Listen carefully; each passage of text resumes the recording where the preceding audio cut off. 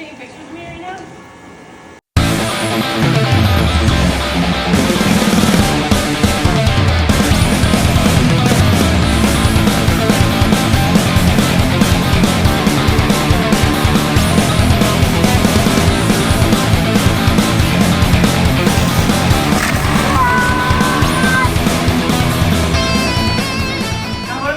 Video about adjusting the U-Sweep packs. I didn't know until Sam showed me. Like, I just found out that they have packs for smaller chests, you know, but then Sam showed me that there's another, like, belt buckle that you can loop through that I had no idea was there. And I think that would make a good video. Nick is killing it with these sexy camera angles. On the U-Sweep packs? Yeah, on the U-Sweep pack. Let's see. It's not on this one. It's on their bigger packs. Read this one. What do you do? There's a second belt loop right here. So like before it was looped like this. And I had no idea. So I was like putting them in an X pattern across my chest, you know? And I was about to order a smaller size, but it turns out that there's a whole second buckle that I had no idea about. And that like shortens it a good, I don't know, 4 inches. The face every girl makes when she's talking to a guy about inches. I'm not good with math. But don't worry, I'm an engineer. So anybody could wear it, you're saying? I wouldn't say that anybody could wear it, but it definitely like shortens the chest up about 8 inches. So like. So it could fit a wide variety of size people, you mean? Or? Yeah. All right, I gotta go put some pants on. But this past week, we've been really putting our heads down, putting together this endurocross-esque, endurocross-like course in our backyard, really building out the training facility. We're really excited about it. And so this is kind of the first run-throughs of everything. I saw these tires and I thought it was the perfect opportunity to try and learn double blips. I started off overthinking it, but as I kind of got more comfortable with the idea of like building power and releasing my clutch, I had Nick try and help me out a little bit with some of this stuff. This was my best run, I think, out of the whole day. That was a good second blip, but you still got to start back a little earlier. I have this problem when I'm trying to learn new things. I make such microscopic, tiny adjustments. I think at best I would probably scooch my tire back maybe a millimeter. That was pretty good control through that, but you didn't lift the front end up earlier. Should you try it? I mean, look at this. It's no different. It's the same. Heck, possibly a half a centimeter earlier that time. This attempt could have been cool, but I just didn't keep driving forward. But it actually inspired a reel that I'm going to make for Instagram. And just by practicing this, I actually ended up going down a rabbit hole of a couple of different skills to work on all at the same time.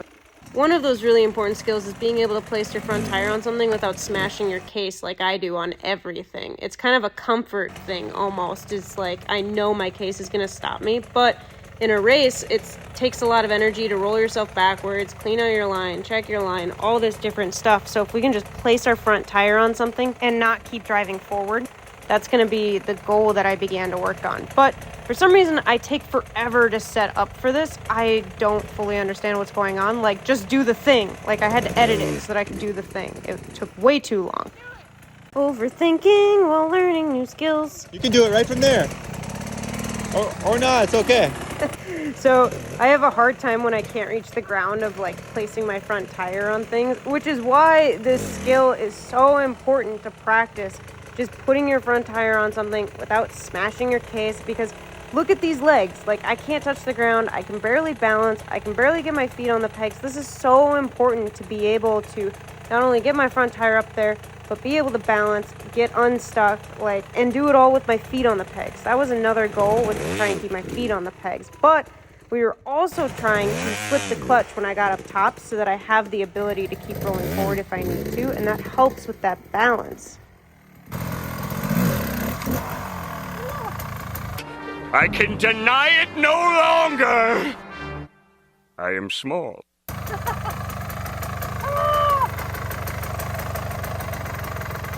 That's still pretty good, Catherine.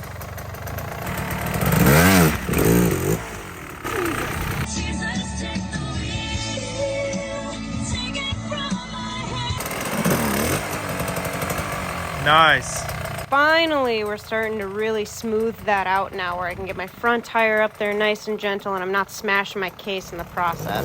Now I just got to keep my feet on the pegs when I get up there. Still, that was good. You gave it that little blip of throttle after you got up. That's good. It's good. That's like the habit you want to get into. Okay. I'm getting up it better. Yep. And you gave it that little blip of throttle. That's so important, you know, and then now just work on really sending it nicely so that you can throw the body back over the rear, you know, over the rear tire a little bit more. Adding so many elements now. Now we're working on placing the front tire nice, slipping the clutch when we get unstuck, keeping our feet on the pegs, and keeping our weight back over the rear tire all at the same time.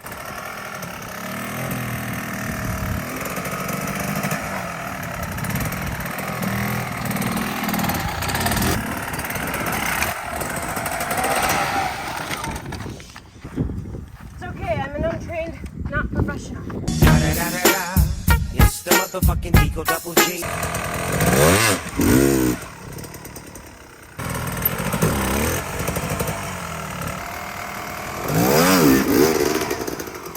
Nice.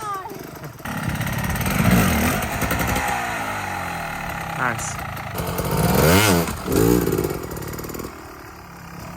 Best one so far.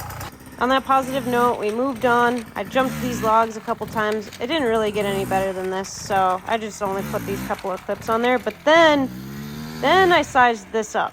And I've never done a motocross jump before, like ever, except for a 5-foot tabletop on a kid's track in somebody's backyard, you know, type of thing. So this was a big step for me, and it actually was really cool. Perfect.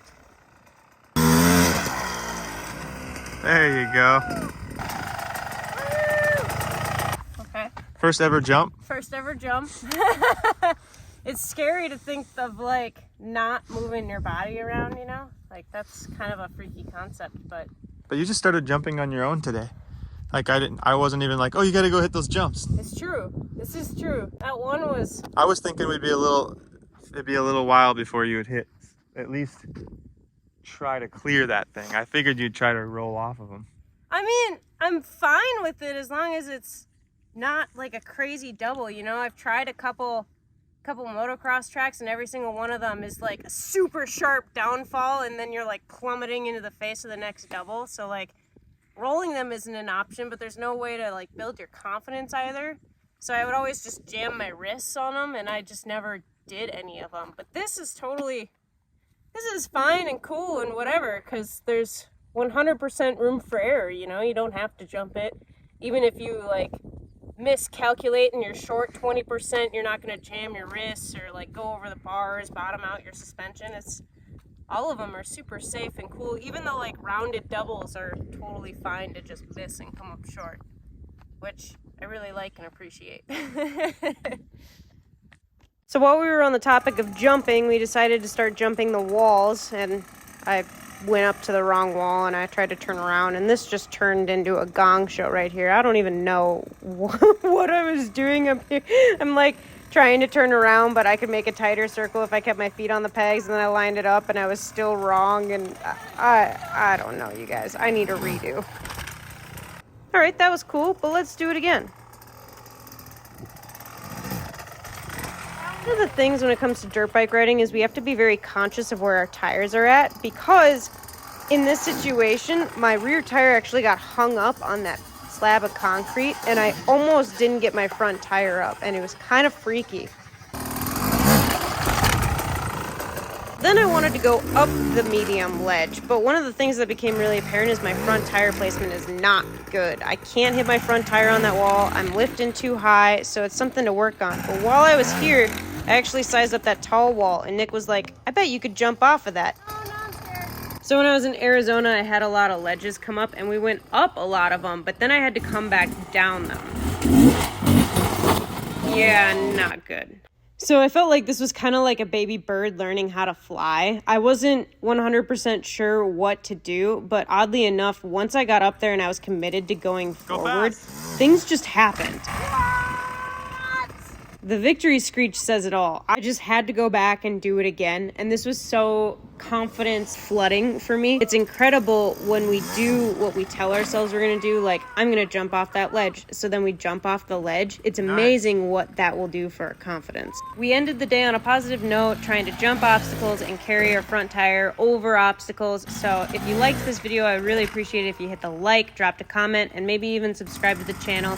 It keeps me motivated to keep making more Fungi reality TV. Thanks for watching, and I'll see you on the next one.